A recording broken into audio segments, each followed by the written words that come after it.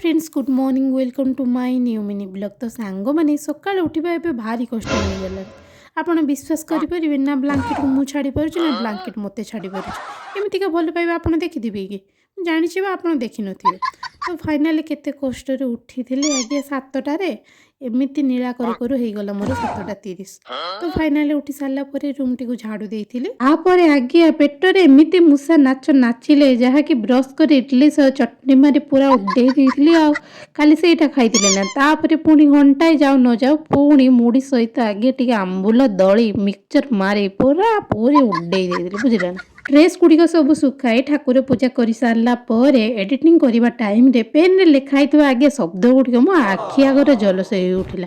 आपड़ भावुवे एमती कौन लिखाई एमती कौन कौच आज्ञा लिखाई कि रिटेन इज मैटर आगे लिखुआ शब्द ही मैटर करे कौन लिखुच से मैटर करे जदि आगे एमतीका कथा होता आपड़ कहना 10th प्लस 2 टेस्ट कर यहाँ गोटे कथा।